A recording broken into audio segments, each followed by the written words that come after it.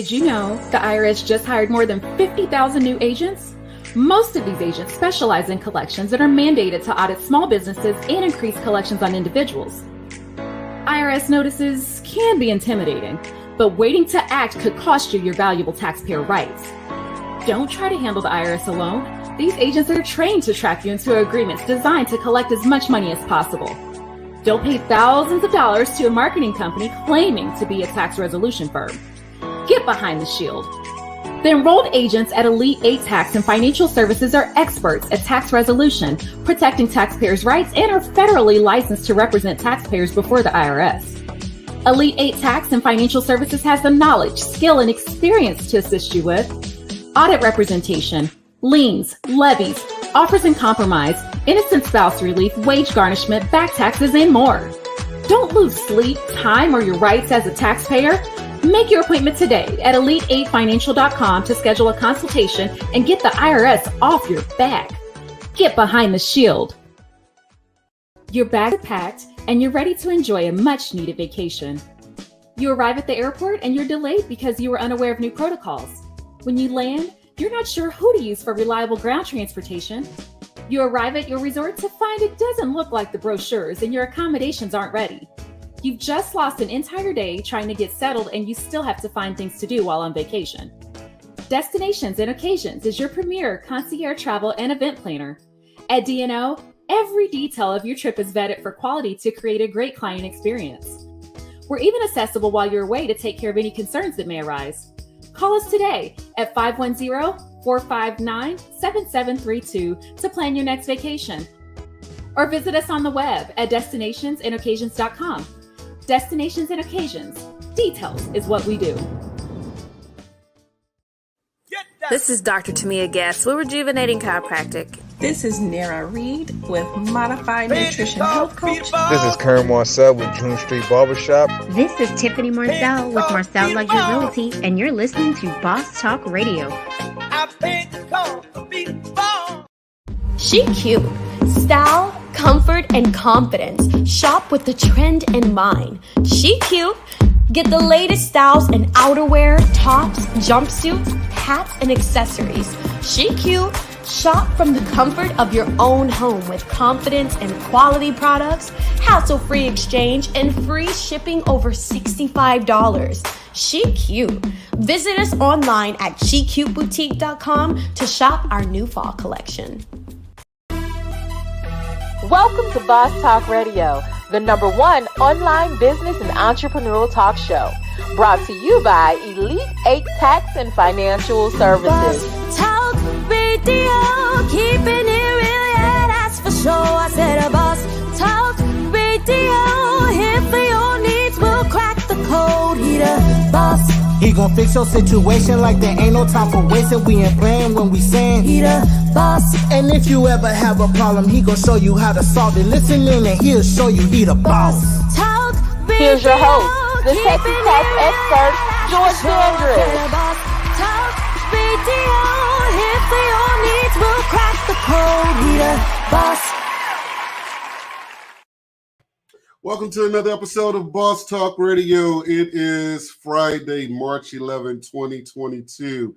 Here's some things you need to do. If you have an S-Corp in or a partnership before this coming Tuesday, March 15th, you either need to have your tax return filed in or you need to file an extension because you don't want to have unnecessary penalties, especially on a pass-through entity that don't pay taxes anyway.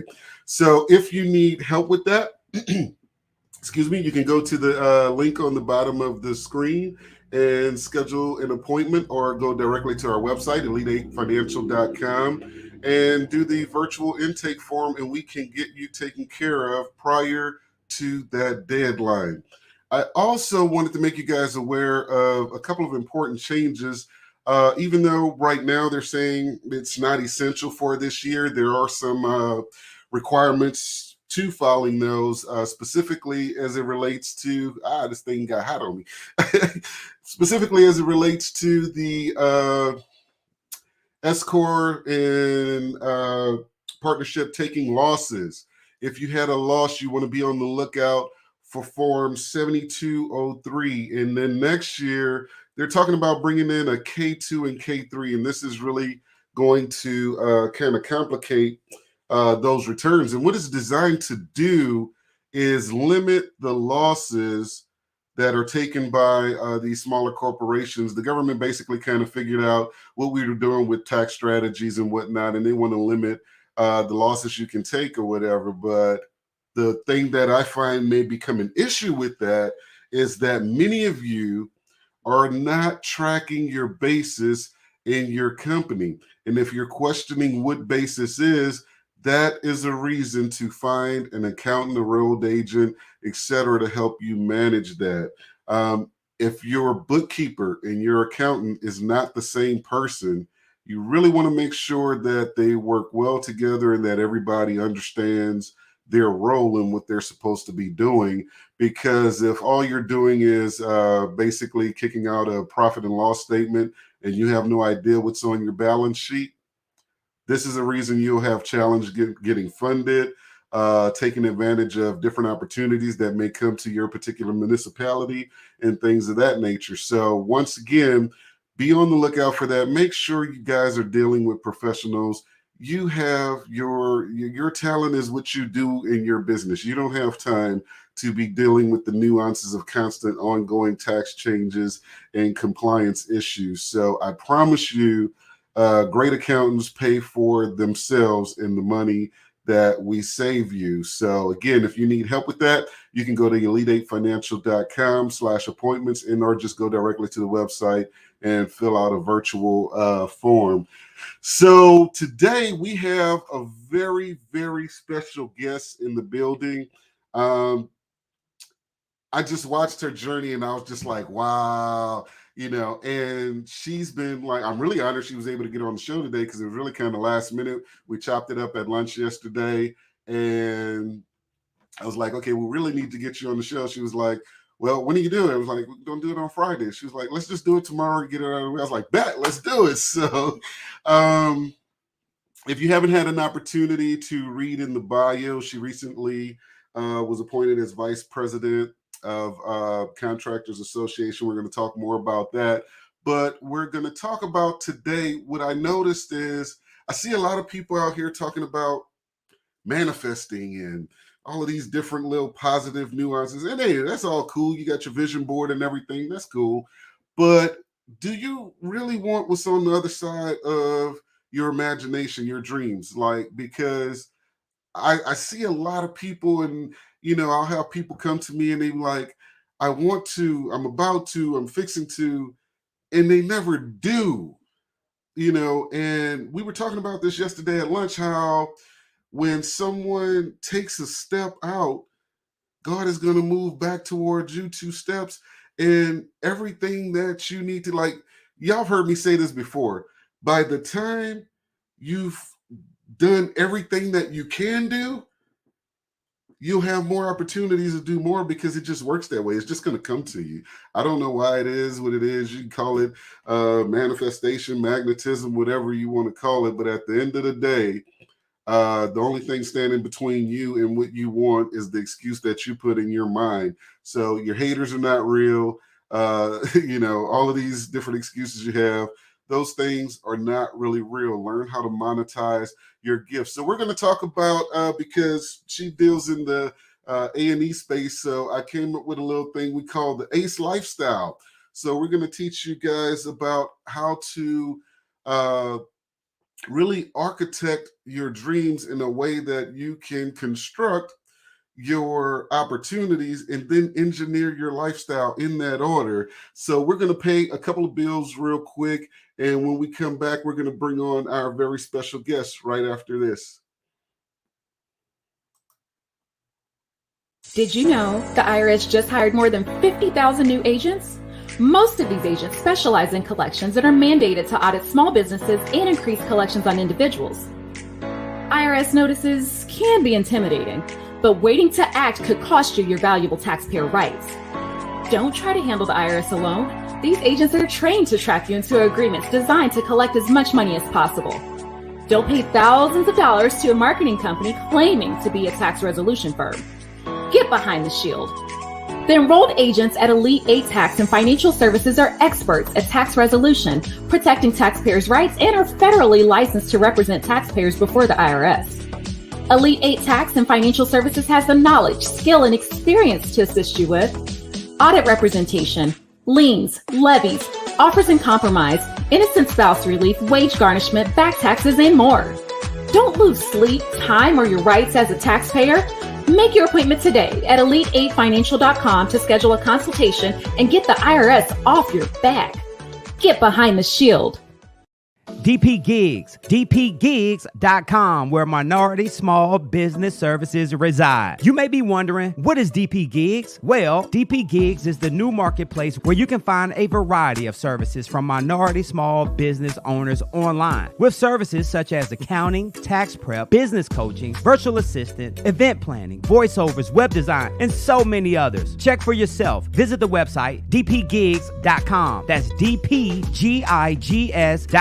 Now, by using the variety of minority small business services at DP Gigs, you will help keep dollars in Black and brown communities across the United States. It's easy to get started. Visit the website and search the fantastic minority small businesses that can perform the services you need at dpgigs.com. And yes, they get the job done. Check out the website, dpgigs.com, where minority small business services reside. Knowledge, integrity, security, service. Get behind the shield. This is Dr. Tamia Guest with Rejuvenating Chiropractic. This is Nara Reed with Modified Nutrition Health Coach. This is Karen Marcel with June Street Barbershop. This is Tiffany Marcel with Marcel Luxury Realty, and you're listening to Boss Talk Radio. Welcome back, everybody. We have on the show Miss Shandra Colon. How you doing today? I'm doing fantastic. Thank you.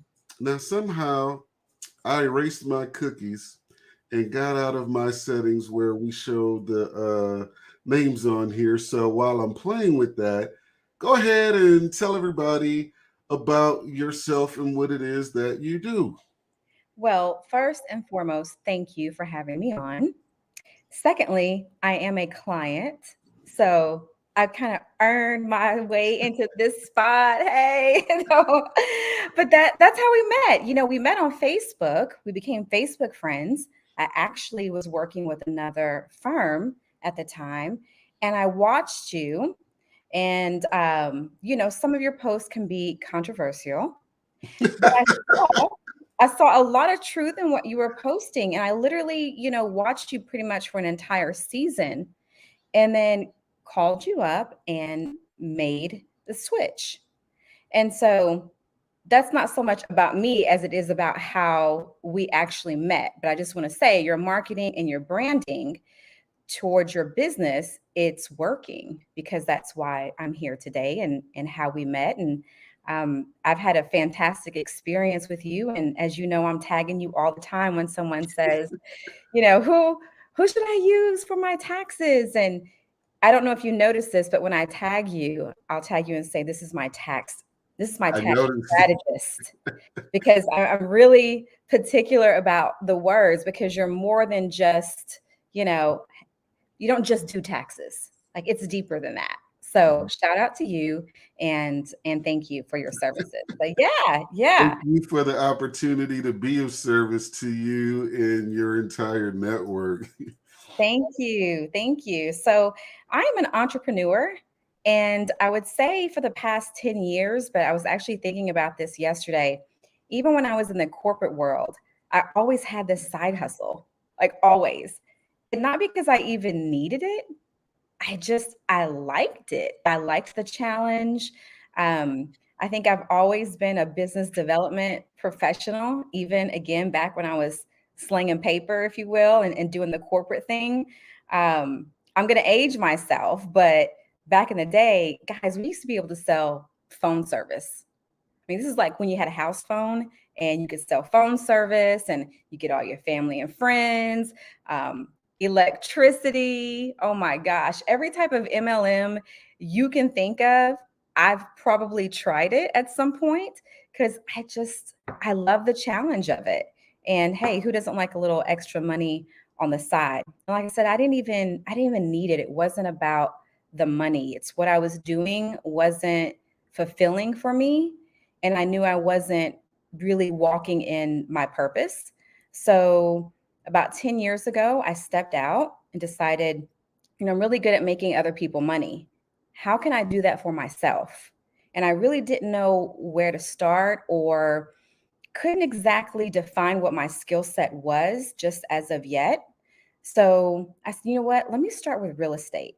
I knew that I loved real estate. I had already built a few homes of my own with my family, loved the process. And I decided that I would step out, get a real estate license, and actually go at it full time, and loved it. Well, it's kind of a love-hate relationship a little bit, because I'll say if you're in residential sales, it's an emotional transaction. If you're on the commercial side, it's a business transaction. So for the first, I would say 3-4 years, I was solely real estate, but I really just felt like I've got to branch out. I've developed a skill set. I'm learning more about who I am, what I like to do, what I don't like to do. And let's just try some new things. So I started doing some business coaching and working with solopreneurs like myself, where I didn't have a team, I didn't have employees. I was kind of out there just doing my own thing, and did a lot of coaching, mentoring, consulting for small business owners. So I did bump that up to small business owners that did have employees. And gosh, I've just kind of taken off from there. And then I came across a client that was in the construction space. I didn't know anything about commercial contracting, architect, and engineering. And so I came on board with this client. And after working with them for almost 4 years, I realized that it was a space that I needed to stay in. I saw that there were some gaps that I could fill for the contractors, specifically minority contractors. So that's where I'm at today. I own a consulting firm called the Catalyst Firm, and I'm a market and teaming strategist in the public sector. And one of the things that I love about what you do, and you're just every day, and I think that's why we just hit it off right from day one, was we both were in the business coaching space, but you exemplify service. Like, you don't just show up with your hand out like, what's in it for me? You're wherever business is being done, you're there like, what can I do? And I love that. And I think that's one of the big things that's contributed to so many doors opening, is your willingness to just be of service. Thank you. Yeah, listen, you've got to show up even when you don't understand why you're in the room. Why am I here? I've said that probably 1,001 times. I've showed up at something and I've thought, why am I even here? Like, what is this even for? But I'm a firm believer that it just takes one introduction, one person, one right introduction that can change the whole trajectory of your business, or you're going to find out something about yourself. Matter of fact, when I named my business, I actually didn't name it. I was sitting in a cigar lounge with a small group of business owners. And when we were talking about this particular business, I said, I haven't even named it yet. And the gentleman said, well, what do you do? And so I explained it to him, and he's like, oh, so you're like the catalyst. You're that. And I was like, yes. And so as he kept talking, I'm like, oh my gosh, that's exactly what it is. I take you from like general admission to the VIP section. I love it. And named it the Catalyst Firm. I mean, it's nothing like super original, but the story behind it is what's meaningful for me. And how different was that, being able to transition people from this thought in their head to helping them realize what they really wanted and helping them navigate the early stages to get there? So it sounds sort of heavy, and it can be, but you've got to go like all the way back with people and identify what's holding them back. And sometimes it's a conditioning that they've learned from childhood. Sometimes it's something that they've learned in a relationship. They might have a spouse that doesn't believe in their skill set, right? I mean, there's so many different factors. And sometimes it has nothing to do with anyone else other than your own self-talk. So for me, when I was coaching and consulting, I'm a little bit more of a no nonsense, no excuse type of approach, because I just feel like if I can do it, literally anyone can do it. I don't come from the right side of the tracks. I don't have the higher level of education. I did not get a master's. I didn't even get a bachelor's. Guess what? I don't even have an associate's. Okay. But the tables that I'm at, I am surrounded by people who are highly educated and have all sorts of accolades, yet they still need my skill set to navigate and make them money. So if someone comes with the excuses, it's going to be really hard to get past me with it. If I can do it, anybody can do it. Matter of fact, when people ask me where I'm from, where did I grow up, and I tell them, it's just like, what? But you don't sound like, or you don't look like, because we put these stereotypes on people, right? And then if you believe in them, then you'll always play small. And I've never been good at that. It's gotten me in trouble a few times, but that's okay. Good trouble. Good trouble. Yeah. And the thing is that I talk a lot about the mindsets, and sometimes people get a little irritated, or they think I'm being over optimistic or whatever. But I feel like it just has to start here, because I look at where I'm from, and I look at just some contrast, and the only thing that separates me from anybody else there is just the decision that, hey, I want to do something different. I want to do something better. And I want to have and live a life that's exemplary to not only the generation behind me, but that can give to the generation behind me. And that's my constant motivation, in what I do. And so when I hear adults with the negative self-talk, like you said, I'm kind of controversial with it. I'll just expose something else they're doing. Like, this is the excuse of like, yeah, but you're doing this, and that could have just been a different choice, right? Right. And so I don't know. What would you advise someone when we talk about architecting that dream, like getting it from out of their head and starting the steps, moving from architecting to constructing? Right. So I think the key is, first of all, finding out, what are you good at? What is your skill set? Not necessarily what you love, because I'm of the belief that you can really love something, but that doesn't mean you're going to be great at it. Doesn't mean you're going to be good at it. Doesn't mean, right? So you've got to find, what is the skill set that I possess that actually adds value, that solves a problem that someone is willing to pay me for, right? And it may not be the thing that you love. Matter of fact, I had this conversation with my oldest son not too long ago. He's also in a business development type role, and he finds himself in those roles often. And he's like, Mom, I always feel like, like I'm selling something, like I'm always in this business of selling. And he's like, I don't know if I like that, because it's not quick. Business development, it's not quick money. And of course, this is my son, so he's younger. And so he comes from more of a time when, young people are used to being able to make money fast and overnight because of technology, everything that we have now. And I'm like, listen, anything that's going to last long term, there's no quick money to it. It doesn't work that way. You have to build a pipeline. You have to be patient. You're going to have to work probably another job. You have to be able to get out of your comfort zone, do a few different things at the same time. Hey, you've got to build capacity, because eventually you're going to have more than one client anyhow. And I said, you may not think that that's what you should be doing or whatever. I said, but this is what your market is actually telling you that it likes about you. And it's telling you that that is your skill set and that's what people are willing to pay you for. So instead of resisting it, like go with it. It's revealing itself to you.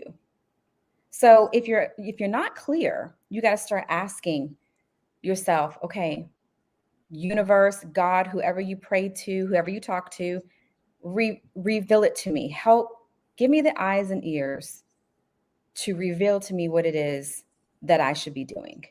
And as my therapist tells me, your job is not there to make you happy. Okay. So let's also make that very, very clear, because a lot of times we think doing this is supposed to make me happy. Your job is not there. Your career is not there to make you happy. You know, I think everybody kind of got exposed to that at the onset of the pandemic, when it wasn't so much a just work from home thing. It was like a completely shut down. And obviously, you know, first few weeks or so, everybody was kind of in the, hey, well, let me get some rest and relax, you know, type of a mindset. And then as that went on, the fear set in and people were like, wait a minute, this might be the new norm. What can I do next? And you really started to see what people were made of, what was their intestinal fortitude at that time, because some people like literally was like, well, let me wait and see what they're going to do or what they're going to tell me. And other people are like, yeah, no, this is not a comfortable space. Let me go make something happen, you know. And for some people, I love what you said about the fast, the money coming quick. You know, the generation now is the 4 seconds ago generation. Yeah. And the thing is, though, you mentioned, well, it not lasting long, and the energy that it takes to come up with ways to do the quick money is like a constant daily grind. I call that the hustling for real. Yes. And you talked about building a pipeline. What we know is that overnight is typically about 10 years. Right. And it's interesting that almost every successful person that I come across, their level of success is almost a direct parallel to the degree of their failure. Like the people that have been like homeless, they're always like up here, you know, and then you have everything in between. And I think that challenges kind of build people in that regard. So we've talked about the mindset. Let's talk about taking the steps. You said something yesterday that I really, really loved. You were talking about, you know, going where it's uncomfortable and putting yourself in the room, and, you know, talking about how you shouldn't question why you're in the room. If you're there, you're supposed to be there and whatnot.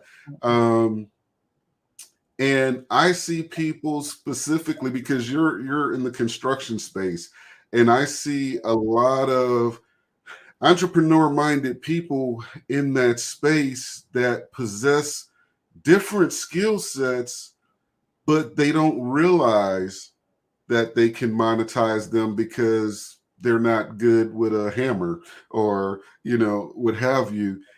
Let's take a deep dive in there for a minute.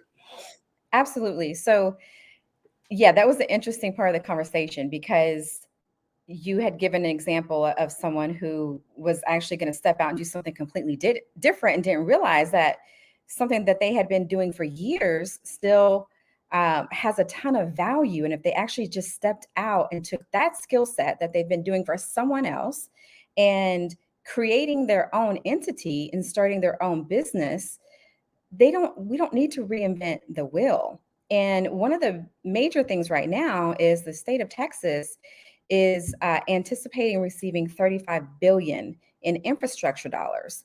And we're like, okay, well, where does that go to? What does that mean? How do I have access to that?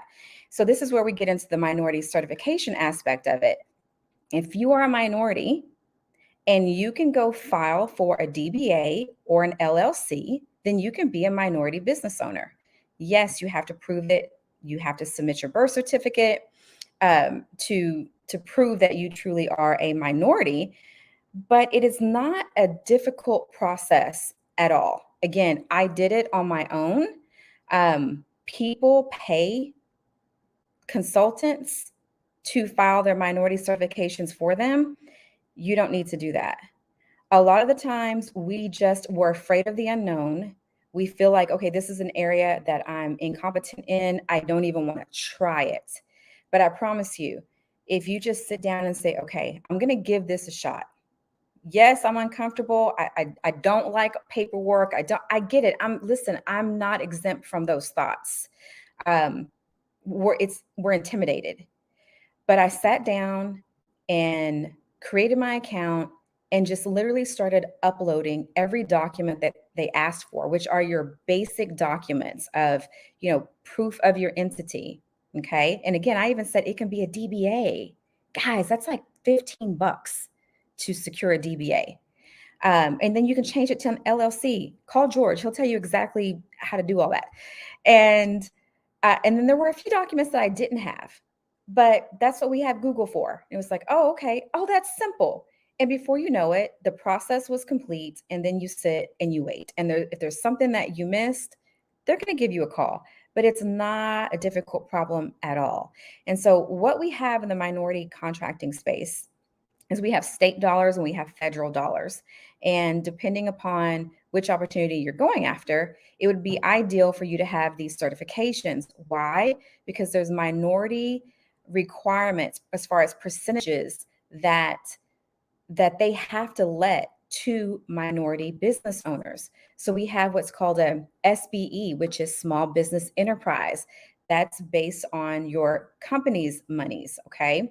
That's not a minority part. That's strictly about the dollars coming into your company that state, okay, you are considered a small business owner because you bring in under this amount of money annually. Then we have the MWBE. That's the Minority Woman-Owned Business Certification. So if you're a woman, you're a veteran, you're a minority, you want to apply for that. We have DBE, which is Disadvantaged Business Enterprise. We have HUB, which is Historically Underutilized Business. The DBEs fall under the federal program. So this 35 million that's coming in, those are federal dollars. So if you can get your firm DBE certified, then you are basically in a database that the entities and prime contractors utilize to find you. Because if they don't meet the requirement, there's a high likelihood that they will not win the contract. So filing for the MWBE, SBE, woman-owned certification is almost identical to filing for the DBE. So the same paperwork you're going to upload again for the DBE. There are 3 to 4 certifying agencies here in North Texas. I did mine online. I didn't have to go in and speak with anyone. But if you need to, you can call them. But it's really not a difficult process, and it is worth it. A lot of times we think hammer and nails. Well, I don't have a construction company. I'm not an architect, or I'm not an engineer. There's professional services. They need real estate professionals. They need communication specialists. They need community outreach specialists. They need promotional items. They need, I could go on and on and on. Listen, these entities need toilet paper, paper towels. City of Dallas, I watched a woman minority-owned firm, woman-owned, minority-owned firm get a huge promotions contract about 3 years ago because she was in the database and they were looking for one. Biggest contract she had ever received. They need uniforms. They needed dog food because we forget municipalities, they have dog shelters. They need cosmetologists for people who pass away. They need, it's unbelievable if you'll just go online to the procurement portal of some of these entities and see what they're buying, the services that they're buying.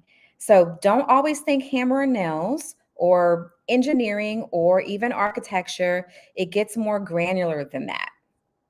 And I talk all the time about specifically minorities. One of the things paradigm shift we need to have is as it relates to end user services. A lot of times we're preoccupied with that direct interface with the client. And it's like you have to start asking yourself the question, how can I get in the business of everything that happens before that end user? Because that's typically where the money is going to be. That's typically where there's going to be less headache and more guaranteed payments. Our co-host, Sharita, she couldn't be on today because she's doing these types of contracts or whatever. But she's always looking at opportunities to work with the government.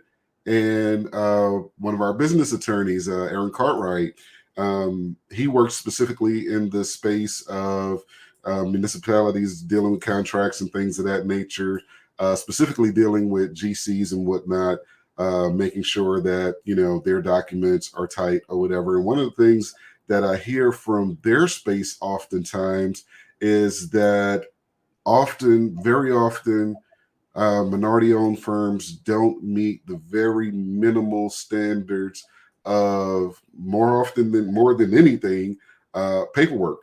It's just haven't gotten it done, you know. And yes, when you were telling me how ridiculously low that barrier of entry is, like, contrary to popular belief, I don't know everything. Chandra just exposed to me yesterday that a DBA can do that. I was like blown away, you know, and literally almost anything you want to do or have an idea about in dealing with business, you can probably work with government doing it. But when we're talking about the certifications and whatnot that Chandra was speaking on, the other side of that coin is not only do they look for you because they have to meet the standards in this contract, because they do, it's government set-asides that's there for you. And unfortunately, what I see a lot of times is the word minority being misused and reapplied almost.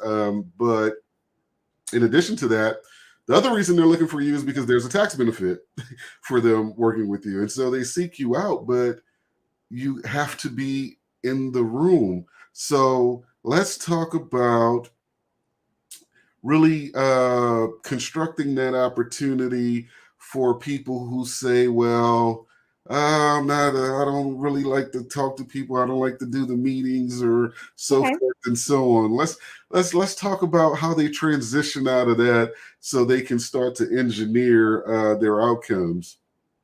Okay, so a lot of business owners do not consider themselves as sales professionals. They're uncomfortable. They would much rather just stay doing what they are good at. You know, so if they're architects or they're engineers or what they are accustomed to being in their business, right? And so a lot of them at some point in their business, typically early on, they've built it up themselves. So they have had some relationships and that's how they got started, right? So when it's time to now grow, listen, I've got to create more relationships, because if I lose one client, you know, hey, I might be in trouble. So now we're starting to grow the business. Now we're starting to grow. But again, you're still busy in the business and you realize you don't have time to be at every pre-bid conference, every networking event that there is. That's why you hire a business development professional. Please do not try to save money and do it all yourself, because you cannot grow that way, and you will not. You will carry on with your same 5 clients because you need to provide them the service that you committed to. So they don't even want to see you out there in the streets when they're like waiting for you to deliver on something and your picture is popping up at a networking event, right? Because clients, they want to feel like they're the only one, but we all know that that's impossible. That was one of the reasons why I created my firm, because it's a contract business development firm. So it saves companies money because I'm not on your payroll. And there's a small maybe a handful of us out there that actually do this in this particular industry. But I'll say when you're starting off, until you have a budget created for a business development professional, you need to make sure you're leveraging the associations. They are constantly pumping out information to you on all of the procurements that are open and available. So let me name those associations so that you can make sure you go get added to the newsletter, go to a few general membership meetings, and then decide to become a member based on the value. So we have the National Association of Minority Contractors. I'm the vice chairman of that association. We have the Regional Black Contractors Association. No, you do not have to be Black to join that association. We just know that there's a great disparity there, and there was a need for a Black Contractors Association today, tomorrow, and even far out in the future. That's facts. Then we have the Regional Hispanic Contractors Association, very powerful. They have a ton of resources. They hold legal classes, contract classes. Their infrastructure is out of this world. I compare them to like the Keller Williams in real estate. They will train the heck out of you. They have it. There's a ton of value there. We have different women's council so that you can make sure you are networking with other woman-owned businesses. Or let's say you're not a woman-owned business, but you want to be intentional about doing business with women. Make sure you're supporting the Women's Council. We have the Minority Supplier Diversity.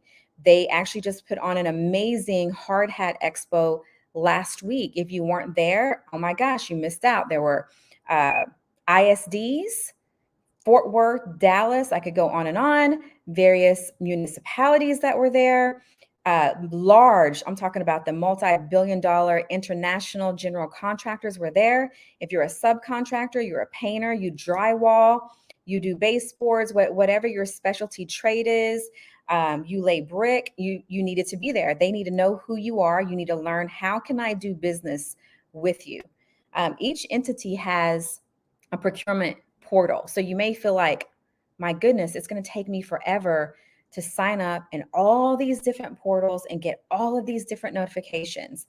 Well, again, that's why you want to belong to the associations. They make it easy. They're going to send you a newsletter with every opportunity listed. And then whichever one you decide to go for, of course, you will need to, at that point, register into their system, follow their lovely directions to make sure that you know how to submit your proposal. But listen, it's all about partnerships and relationships. I know we hear that all the time, but it is. You've got to show up. You've got to be willing to ask the questions. If you're not, and you're just too busy, hire someone to do it for you. They're going to make that money back tenfold for you.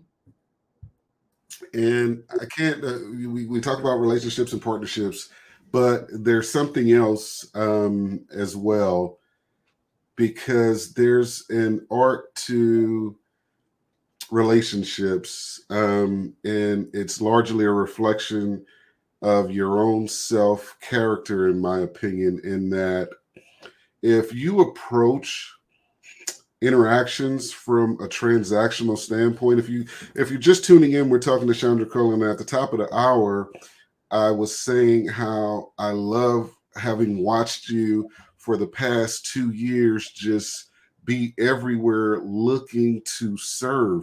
You put out so much information, it's crazy.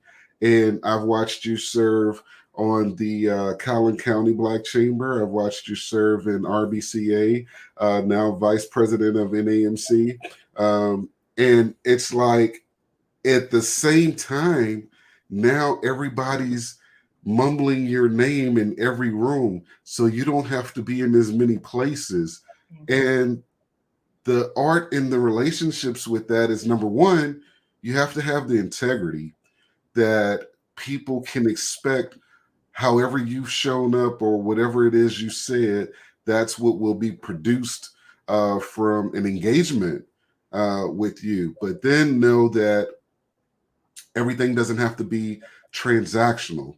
You have to learn to really have an authentic conversation with people and learn who they are and what they need, because I'll tell you one thing I do way more than I do taxes.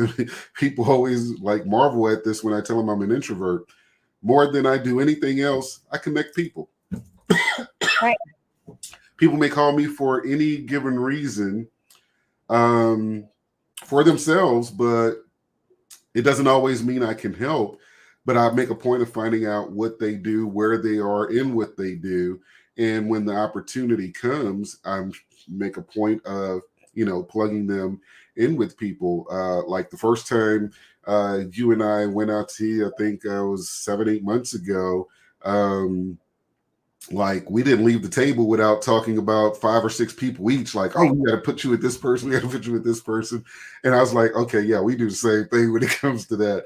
And so this is the part, folks, where you engineer your outcomes because, and the reason I separated this by architect, construction, and design is because it literally kind of goes in that order. It does. But, to engineers to make it work. So being in the room is not enough.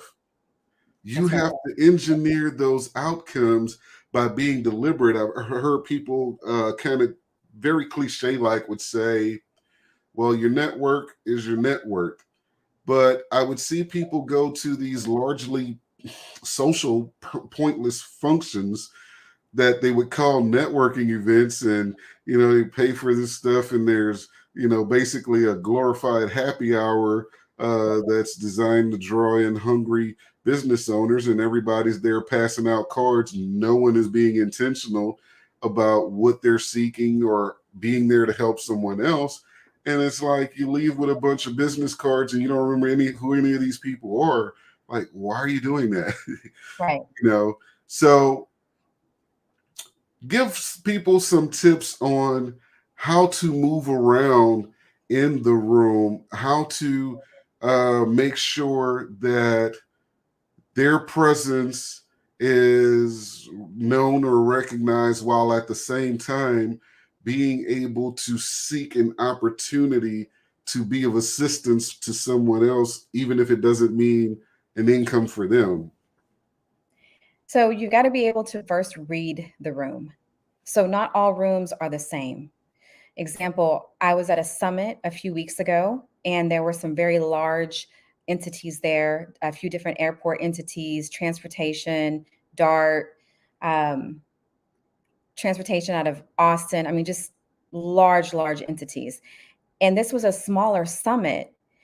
And the value in that is that you actually had the opportunity to approach the panelist or the speaker afterwards, if you wanted to, in another room, and tell them who you are, services, whatever, or you didn't have to. It was completely, this thing went from 7 a.m. to 7 p.m. So it was like back to back to back to back. So for me, when I'm in a room like that and it's a summit, I don't find value in standing in line to meet that decision maker because it's almost like speed dating. For me, again, you have to know where your skill set lies and what you're good at. What I do is prior to that summit, I went through the list. I made sure I knew what each entity was, the dollar amount of contracts that comes out of that entity every year. Do the procurement opportunities match up with my clients, and highlighted who I wanted to listen to. I later on, 2 days after the summit, went back, reached out, and I made a point to mention in my email specifically something that they said that stood out to me, which proves that I was clearly in the room and I was actually listening to what they had to say. That was my approach to the end user at that particular event. But I saw a lot of people line up and wait their opportunity. And I'm not saying that that's bad. That wasn't my approach for that particular room. Now, I was in another small setting last week where everyone's standing around. It was in a restaurant. I literally walked up to each table, old school. Hi, I'm Shandra Colon. I'm with such and such. We are a program management, construction management firm. Tell me what it is that you all do. Because it was like groups at tables, right? So again, reading the room. It's not all the same. And I love what you said a little earlier about this is an art. Business development is a skill set. If you think for a second that everyone can do it, well, everyone can do it, but doing it effectively, no. This has been years of training. I've done tons of different personality profiling training. I've been through what's called 312-degree sales training, where they put you in a room with a ton of people. Then you go into a separate room, you do a one-on-one sales appointment. You go back, they play that video, the room critiques you. So you learn what it is that you're doing subconsciously when you're sitting in across from people, whether it's body language, eye movement. I mean, you know, I've invested to learn this craft. For the people in the back, one more time, can you do that? Because I have invested years and thousands of dollars in learning the skill set of people, when not to speak, when to speak. I could go on and on and on. Knowing, okay, am I sitting across from a C personality, a D personality, an I personality, an S? Because depending upon what you want the output to be, you've got to know how to communicate with the person sitting across from you. And everyone is different. Have you ever met with someone you're like, oh, they'll say, oh, it's like pulling teeth. Mm-hmm. Wouldn't you just didn't know how to communicate? You just didn't know how to communicate with them. Didn't have to be that way. You just didn't know how to read the person and how best to gather information. So yeah, you've got to be willing to go through the fire. And this, ladies and gentlemen, is why overnight typically takes 10 years or more, because talent, I don't know if you've heard this before, but talent alone will only get you so far.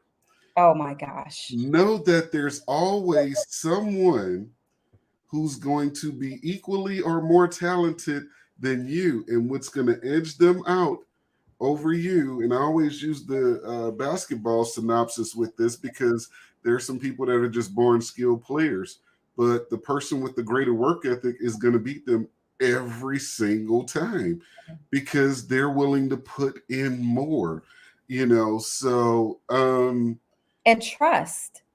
You touched on that a little while ago. I think one of the reasons why I was able to move in this industry a little bit quicker than the average is because I was able to build rapport and trust. And so when I ask an end user to meet with one of my clients, they know that I'm not going to bring them someone that is not going to bring value to the meeting. Because listen, everybody's busy. Everybody's busy, right? So I'm not parading everybody through your office. Mm-hmm. Right? That's not what I'm doing. Matter of fact, I've taken, you know, I have friends. Now, this is the art of networking right here. You just, yes. Just because somebody does something doesn't mean you have to qualify them. And that doesn't necessarily mean you're using their services. Right. But and I guess this goes back to reading the person or reading the room, right? Like, you have to be able to evaluate, is this person just selling, or is there some substance to what they're doing? Because in this day, we see it all the time with the people that's online. I mean, everybody online is an expert in everything. I mean, what they're not an expert in today, they will be by the end of the week. Oh, it is Friday, so everybody's an expert, and you have to be able to discern substance from sales, Absolutely. And I even had to share with a business owner, once before, that hired a business development person that wasn't a business development professional, didn't actually have the skill set. What the company did is they hired someone that was highly connected, but this person had never been in a business development role before. But to them, they went, oh my gosh, they're so connected. They know all these people based off of this previous position that they had been in. So they had been exposed to a ton of people. And they just thought, oh my gosh, if we bring them on as a BD professional, we're going to get all of these clients because of who she knew. Just because people know you doesn't mean they're going to do business with you. So you can know everybody. You can be well connected and actually never make a dollar. Yep. So unless it's making you money, unless there's been influence, there's been rapport, there's been trust. I've had people say, well, how do you build trust? How do you build trust with people so quickly? And I say, I do exactly what they asked me to do, or I do exactly what I tell them that I'm going to do. It's doing the next right thing over and over and over again. And communicating if there's ever any reason you can't. Exactly. Because life does in fact happen. Now, one of the things I find, I don't know if I find this impressive of you or if it's an exposure. I don't want to write it off as exposing excuses of others. So we're just going to qualify you and say it's an exception with you. But I've often heard women in not only the business space, but specifically in the construction industry, but more importantly in the C-suites of the construction industry, very commonly talk about how difficult it is to navigate their career paths or their end goals because of inappropriate behavior by typically a male-led industry. And yet somehow I've watched you very fluidly move through this with very minimal aversion. So maybe I need to talk more about some of those experiences that I've had. I did have a gentleman, last year that asked me to help him get in front of a particular client that he had been chasing for 4 years.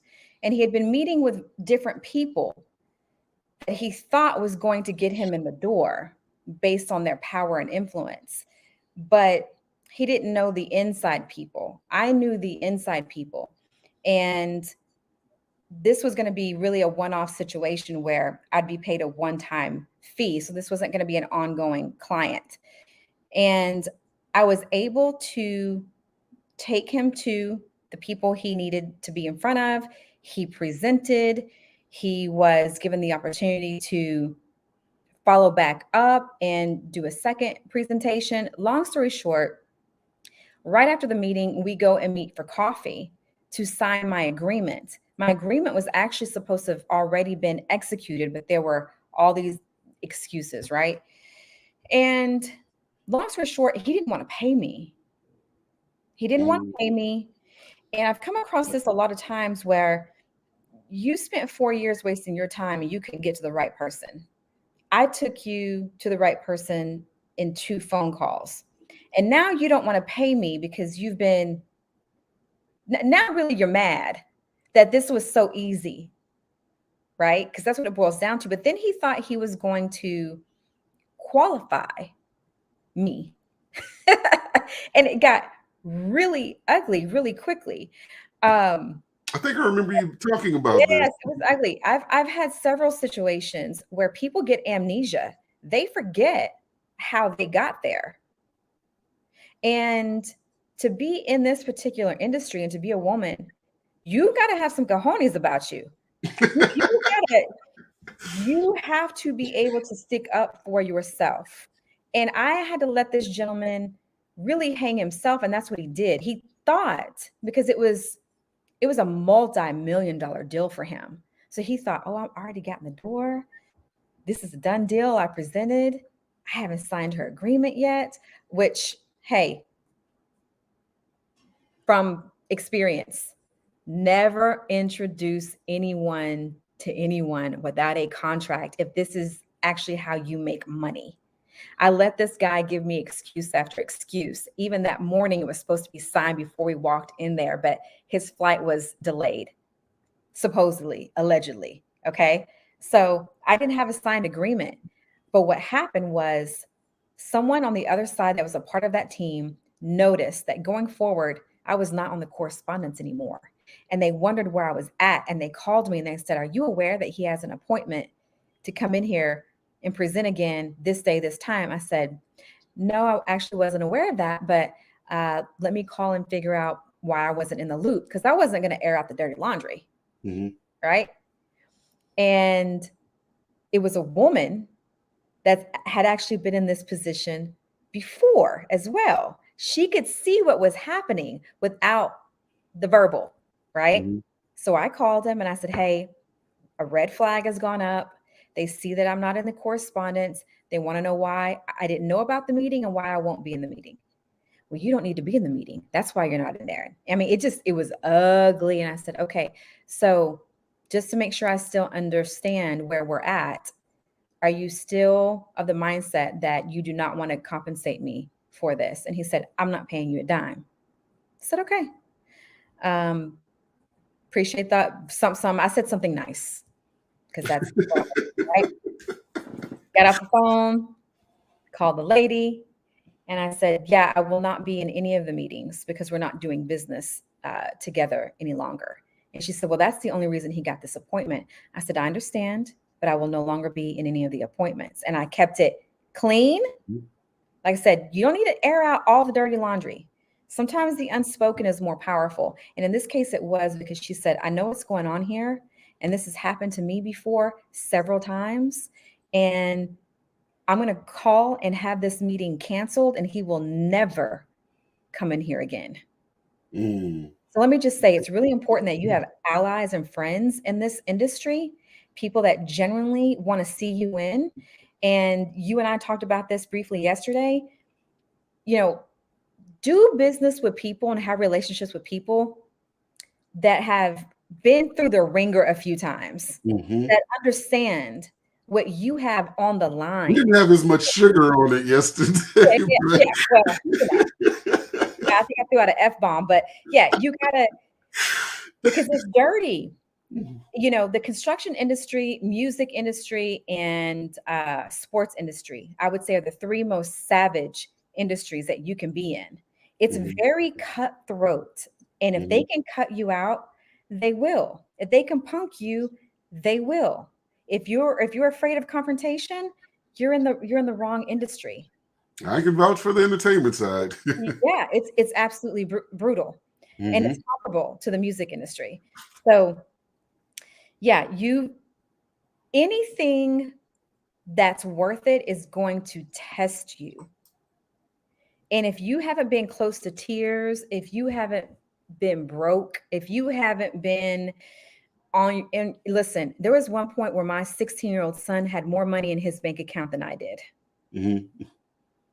If you're not willing to go through those things, entrepreneurship is going to be really, really, really hard for you. You know that I'm gonna have that part cut out and repurpose like over and over again, because we live in a time where social media makes that thing look real sexy. Everybody can be a business owner. Everybody's balling, and there's always some outside things that always expose them. Like when I get calls about, "Hey, I need 2 years of books done to get the PPP loan." You balling. What do you need a PPP loan for? Besides, what business do you have? Or you're like, "Man, gas prices are really going up. I can't do this or that or the third." Lady, you balling. What's going on? But all of that aside, I'm glad you spoke to that, because the part about having allies is one thing, and I think the best way to build allies in any industry that you're in is always to move with such integrity that these two things happen. One, your name gets mentioned when you're not even in the room. You're the first thought when somebody speaks to whatever it is you do. You're like the person that immediately comes to mind, and they have no qualms about mentioning your name or what have you. That's like one of the greatest feelings ever. Yes. Then the other part is for people to be in the room that if your name is mentioned in a negative way, you don't even have to be there. Somebody, that's not new. That's not who did that. You must have something else you went and did, or because they're not going to do that, And in order to get to that space, you have to be consistent. Yes. And you have to have, like, I can't tell you the number of times where, I've just zeroed out a transaction because it was more important to me to maintain the relationship than to be right. Right. I mean, everybody knows, hey, documentation beats conversation, and I'm well documented. But if there's been times where if the person on the other side just really didn't feel okay about it or whatever, it was more important to me to salvage the relationship than to be right or even be paid, because I knew that this person or this entity speaking ill of me could be far more costly than this isolated transaction. And like you said, you have to be willing to go through that. So this thing isn't a cakewalk, and that's why the architecting part of it has to be, I think, where the most clarity has to happen, because when it's time to construct, you have to know what it is you want to do, who it is you want to work with. And when I say who, I don't mean specific individuals. I mean the type of client that you want, because it makes no sense to build a highway to nowhere. Right. Oh, absolutely. You've got to have a blueprint. And, I've always worked with a coach for the most part of my business. First 2 years, I didn't, because I didn't even know how to go about finding one. But I would say about 2-3 years in, I hired a business coach that helped me clarify what that looked like and help me create a blueprint, not just for my business, but really for my life, because it's all interconnected. Success in one area doesn't compensate for failure in another, and vice versa. So when you're out here doing this thing by yourself, until you're able to build a team, you need a strong mentor, you need a business coach, you need someone that's going to help you be accountable to your plan. Very similar to a birthing plan. For the ladies that are listening in and you had kiddos, your doctor, your nurse says, well, what's your birthing plan? What's your goal here? How many hours before you would want to take the medication? How many, right? And then they're there to try to help you stick to your plan, right? Business coach, the same thing. Shoot, you're birthing a business. There's labor pains. It's not a cakewalk. There's all types of twists and turns, and it's expensive, and it can be a very expensive lesson. And so the other thing that I just want to say is, don't be afraid to reinvent yourself. If you tried something and it didn't work out, doesn't mean you got to go back to the job. Try something different. Like, don't limit yourself. And sometimes not working doesn't mean failure. Sometimes not working means there was the learning opportunity. Tweak that thing right there, reapply the parts that made sense, because, and y'all don't have to take my word for it. You can go to my LinkedIn profile right now, and it'll show you that I say it all the time.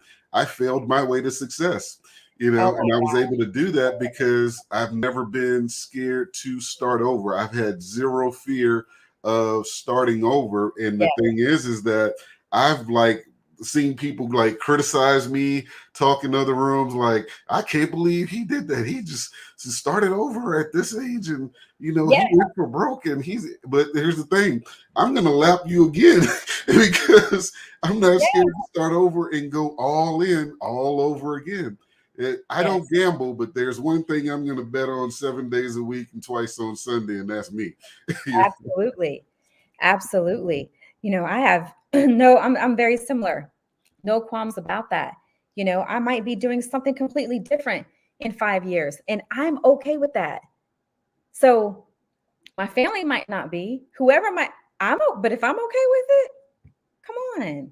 You only have one life to live. This is not a dress rehearsal. Try whatever you want to try, as long as you are not harming or betraying someone else to do it. then go for it. I would have never in a million years thought that I would be in the construction space. Like, no way. And even I'll say to maybe if there's a younger person in your audience today, you may be at a job and you may feel like, I don't understand the purpose of this in my life right now. This is not what I want to do. This is not it. It's actually going to serve a purpose in your life. Everything that I did years before this, I see how it's played a role in my development as a person, as a professional, and it's helped develop the skill set. The Mary Kay days, okay? Yeah, like I said, I'm dating myself. It helped me not be afraid to ask people for the business, to try this, try that. I mean, listen, it's all, even when I've had some clients in the consulting business where I've driven home and thought, what in the hell? Why am I even working with them? This doesn't make any sense. This is crazy. I don't even get it. God, what in the world? It's no coincidences. Help me, speak to me, because I'm about to lose my mind. Oh, really? You want to quit? You want to quit? This is nothing. This is nothing. I've driven home with tears streaming down my face, making sure that they're cleaned up before I walk in the door. I've been there. And yes, it will make you tough as nails, but entrepreneurship is not for everyone. And I want to say that too, just because to your point, we glamorize it and it's not glamorous. And there's nothing wrong with having a job. I want to state that. There's nothing wrong with having a job. We need both to make this world work. So for those of you that are working a job, don't let people like guilt trip you about, not being an entrepreneur. Everybody's not supposed to be a damn entrepreneur. Come on. Let's keep it real. Now, I want to add to that though. Going back to what you said about, hey, you get this thing one time called life. Yeah. So while there is absolutely nothing wrong with having a job, please do not stay at a job that is not doing anything for you. If you dread going in, toward Breedlove Place, then turn right. and you're not happy even when you get off, it's time to go. You can get another job. But one of the things you said yesterday was that whatever job you're at, learn from it. Take it in, learn from it, so you can put it in your utility belt to use it that next phase of life. I want to thank you for coming on. If you guys want to get in touch with Shandra, I don't know, are you still even doing the consulting now? Because you have a lot of hats to wear. As far as like business coaching and consulting? Oh, absolutely. It's probably my first love. Okay. I love working with new business owners. Love it. Because I get it. I've been there. So it's in my DNA to coach. Can't help it. Can't get away from it. So for those of you listening on your favorite podcast player, you can reach Shandra at catalystmngmt.com. Yes. Or you can visit her website at catalystmngmt.com. Or you can reach out probably by text at 214-284-1209. And I can vouch for Shandra being able to really get, and because a lot of you have missed the message coming from me because you don't like the way I deliver the message. I will tell you that Shandra is also a no excuse person. Hers come across better. Yeah. Her message just sounds sweeter, but it's the same message. Yes. It is the same message. Yes, it is. So I want to thank you for being on. Congratulations again on your new appointment, and good luck in everything else that you'll be doing. I know that you and I will be working closely, connecting people, tying them into this $35 billion if you're just tuning in. And let me just rehash that. $35 billion This does not mean concrete and nails. You can be a t-shirt designer and get some of this fly money. a drone. You can be a photographer. Fly a drone, yes. Seriously. Yeah, Teach I didn't even think that with it. Yes. Yeah, you can get, and the thing is that that's just the outliers. Like if you're already in this space and you've been in this space for a while at a job and you're really looking to make a change, imagine making a change without making the change at all. Just taking everything you did and saying, okay, I'm going to turn this into a business model. That's where Shandra's a bad girl, because she was going to take you from like, okay, that's what you want to do. Let's just do this, you know? Exactly. And I just want to clarify one quick thing, because I know you got to wrap up. I want to mention the certification aspect. I mentioned it's not that hard, right? You get some help from your associations to kind of help walk you through that. If you feel like you need it, call your CPA, your bookkeeper, because there's things that you're going to need from them, and most likely they can answer those questions. But just get involved with your advocacy associations, because they're actually, after that, getting in the door is just the first battle. And I'm just got to keep it real with you, because then you get in and there's a whole other battle over there waiting for you. So you need people in your corner to help you navigate those beasts, those dragons, those monsters. Those are big entities. I'm not telling you this to scare you or discourage you. I'm telling you, be prepared for some red tape, people trying to disqualify you for every little thing. You need to know what that is. So get involved so that we can help prepare you for those battles. Basically, she's saying, I'm not here to dream sell you. This ain't no peaches and roses over here. Nope. You know, so, but don't let not being able to get in the room be because of something that, would you say the berry was $15? Come on, right. You guys are spending $15 a day at Starbucks. Cut it out. Easily. Cut it out. Let's get it in. You can always follow up with us at elite8financial.com. You can follow up with Shandra at catalystmngmt.com. Thank you again for being on. Look forward to talking to you in the next couple of weeks.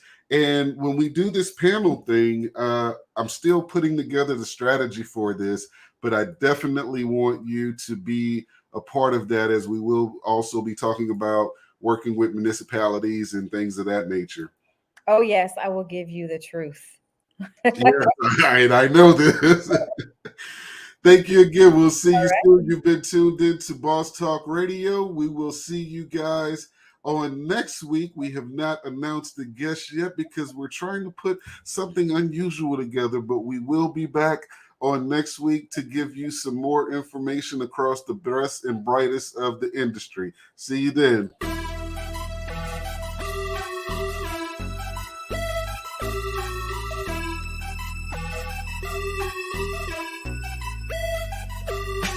Boss Talk Radio, keeping it real, yeah, that's for sure. I said a Boss Talk Radio, here for your needs, we'll crack the code. Need a boss, ooh, need a boss, ooh, yeah, boss, he's the boss, need a boss.